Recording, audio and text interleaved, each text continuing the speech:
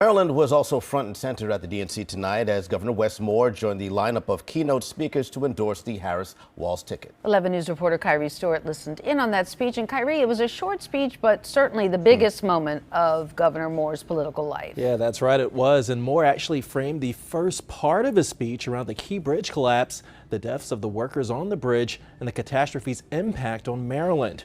Moore says that one of the first people to reach out to him on March 26 was Vice President Kamala Harris. And one of the first phone calls that I got that morning started with these 3 words. Gov, it's Kamala. She said, I know you spoke to the president, and I want you to know we are here with you every step of the way. And Moore also talked about the speed of the recovery efforts and bringing closure to the families of the 6 victims.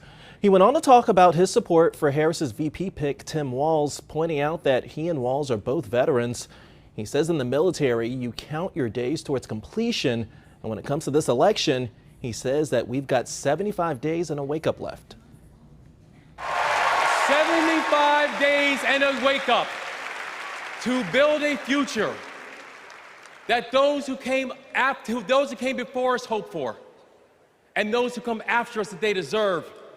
And 75 days and a wake-up to elect a leader who is willing to believe in the best of us, and that leader is Kamala Harris, the next president of the United States. Now, the governor isn't the only Marylander hyping up the Democratic ticket at the DNC this week. We spoke with Senator Ben Cardin today, who calls the energy at this convention unique.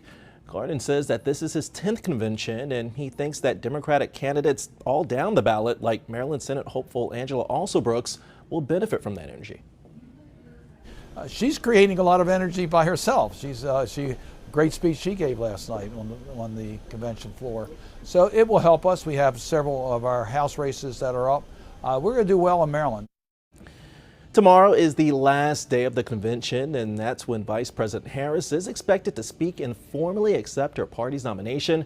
Of course, we'll bring you the big moments from her speech tomorrow night right here on 11 News.